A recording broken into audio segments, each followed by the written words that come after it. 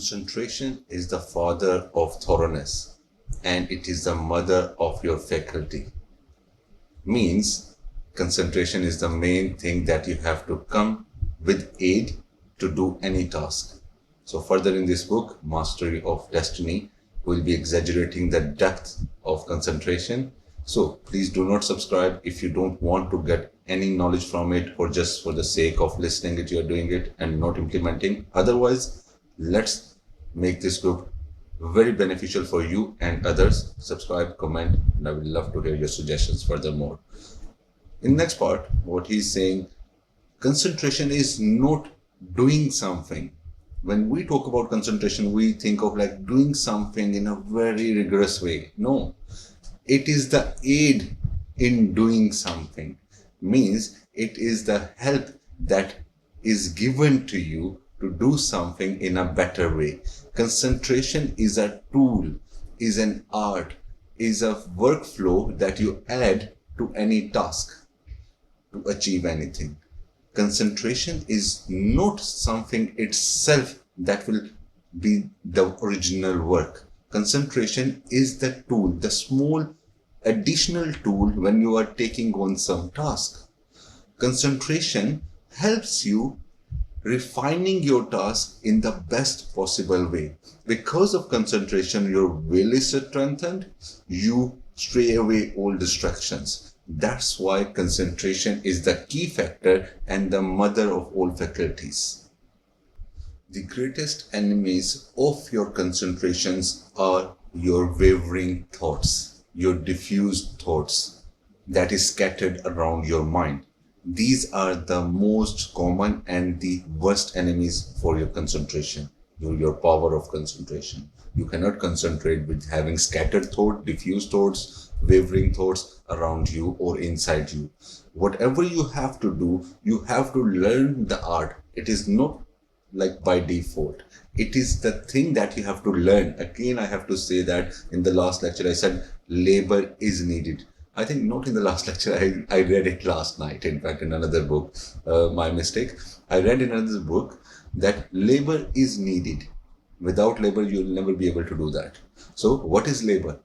Means the art of learning. You have to practice, you have to work hard on yourself to increase your power, to strengthen your power of concentration. So the most important point, he's saying that a perfectly poised will, capital letters WILL, your will. A perfectly poised will and a comprehensive reason are rare possessed.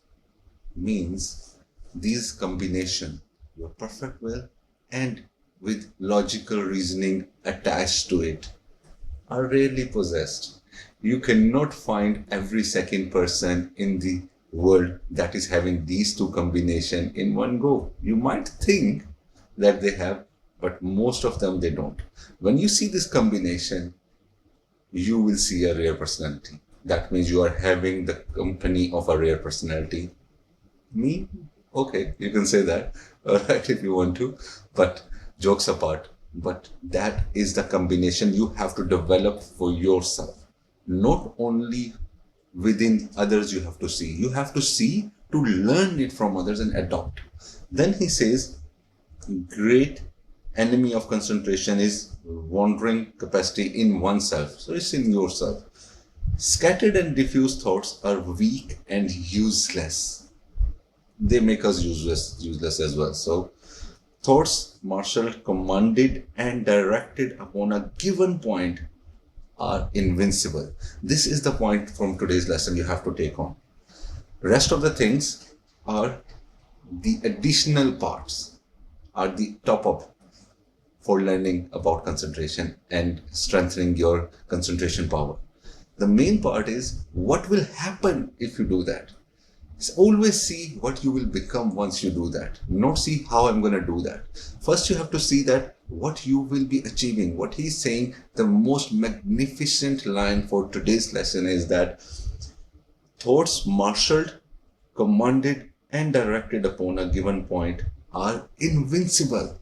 You have to see the word invincible. If your thoughts are in control, you are focused, you are commanding your concentration, your thoughts are commanded by you on a single target, on a single point. you become invincible. Means there is no way you cannot achieve that target. That is, I always say that when people say, I've said in many episodes always that when you give your best, there is no way you will fail. That's the law of the nature. You cannot fail if you give your best. That is only possible if you have these capacities. Means your thoughts are concentrated on one point and you cannot see anything else. All your thoughts are commanded and focused in one point. So further he says concentration is attached with continuity. You must keep on doing something until it is achieved.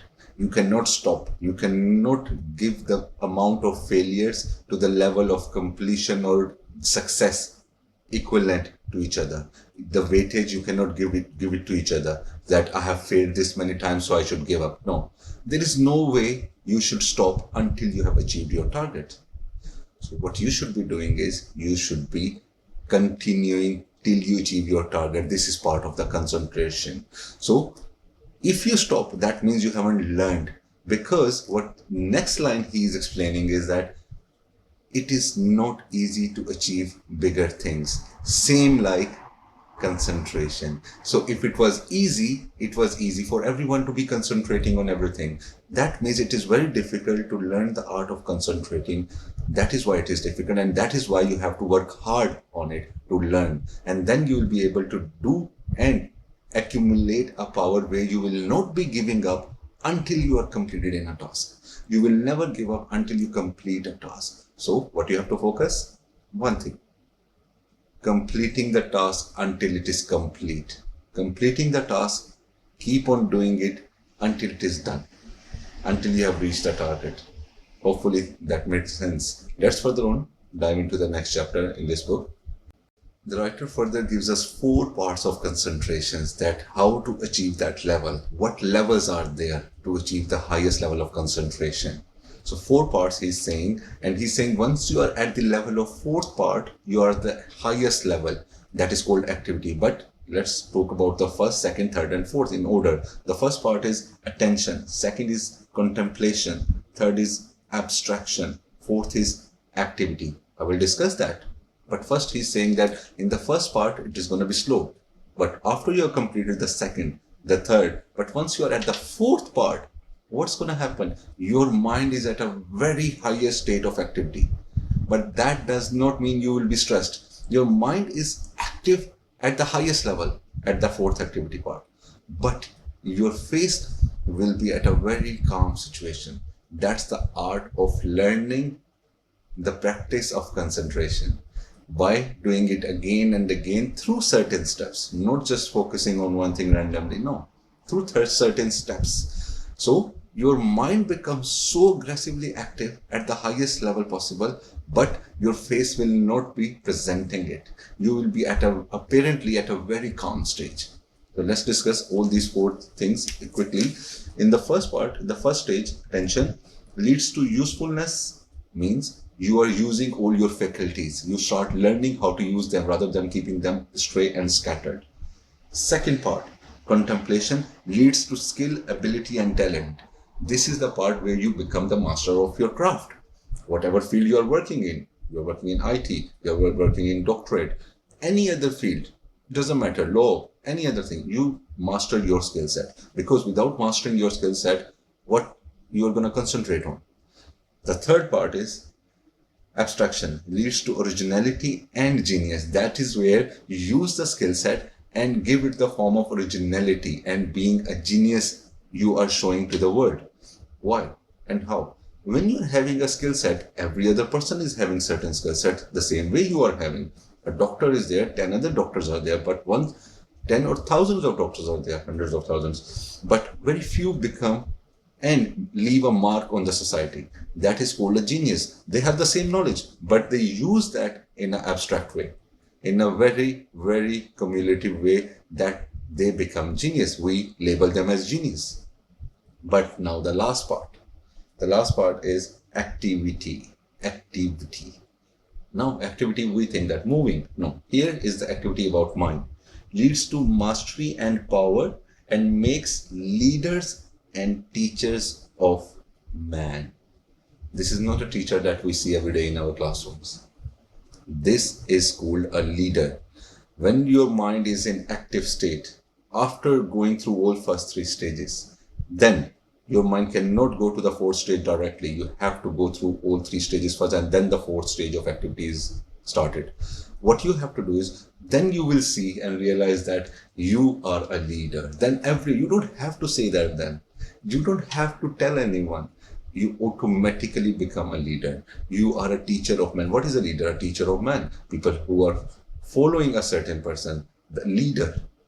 But why they call him a leader? Because he has certain qualities, certain abstracts in him that everyone always is attracted towards him to understand and to follow the rules and guidelines given by him. But that is only possible when your mind is at the highest level of activity and other people cannot comprehend that stage.